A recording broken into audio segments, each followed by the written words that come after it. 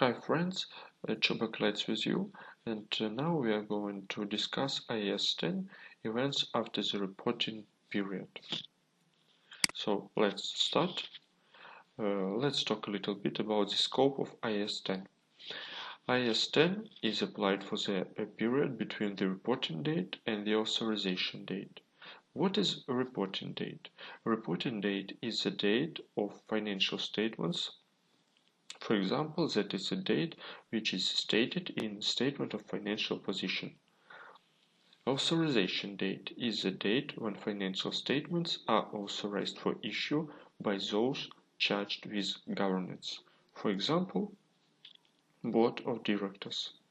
If financial statements are authorized, then they will not reflect any events which occur after this date. Events after the reporting period. Let's give definition. Events after the reporting date. Those events, both favorable and unfavorable, which occur between the end of the reporting period and the date when financial statements are authorized for issue. IAS 10 identifies two types of such events, adjusting and non-adjusting. So, adjusting events.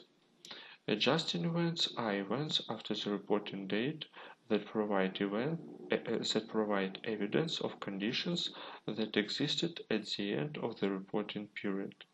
Adjusting events may include discovery of fraud or errors that already existed at the end of the reporting period, receipt of information which indicates that an asset was impaired at the end of the reporting period.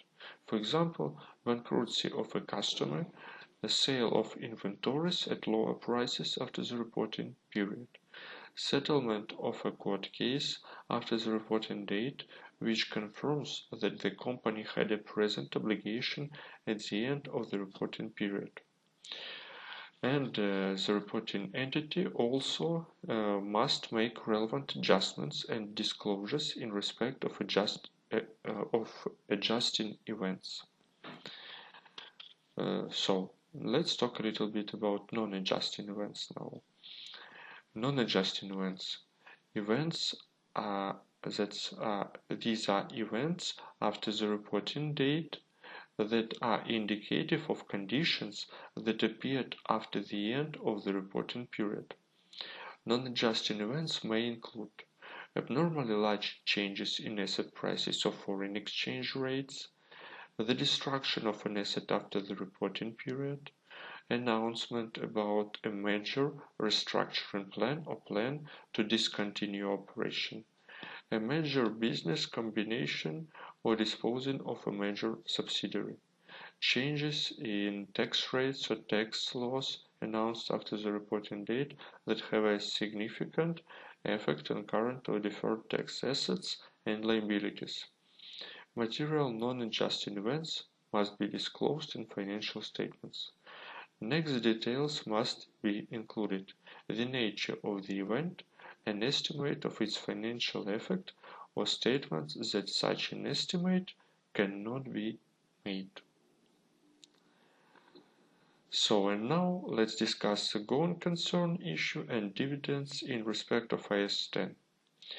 In case management determines that after the reporting period the going concern assumption is no longer appropriate, then the financial statements should not be prepared on a going concern basis and will be prepared on a breakup basis instead. Such event is always an adjusting one. In case entity declares dividends to shareholders after the reporting period, those dividends cannot be recognized as a liability at the reporting date. Such event is always a non-adjusting event. So let's look through a simple example now.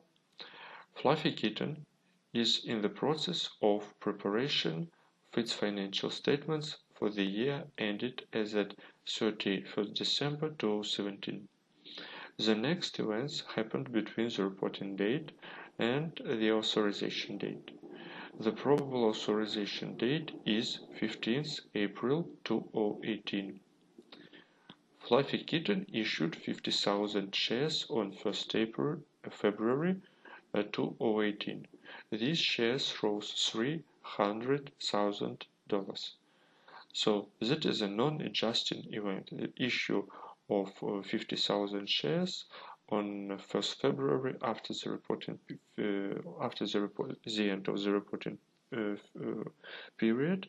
That's basically a non-adjusting event. Inventory items which were included in the account at the reporting date in the amount of 50,000 were subsequently sold for only $20,000. That is an adjusting event. As you probably remember, here, example, sale of inventories at lower prices after the reporting period. That is an adjusting event. That is an indicator of impairment of inventories. So that is an adjusting event, and this event financial statements must be adjusted in respect of this event. And building included in property, plant and equipment as at the year end was damaged because of fire. Loss were evaluated and the amount is approximately $50,000. So that is a non-adjusting event. A fire happened, as we can take it here. Events happened between the reporting date and the authorization date.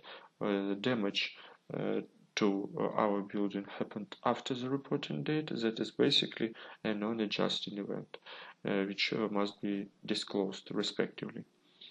So, and now we are close to the end of our video in respect of IAS 10. Thank you for watching. Continue to learn, continue to move forward, gain new knowledge, don't give up, level up your knowledge and your skills, and see you in next video, I hope.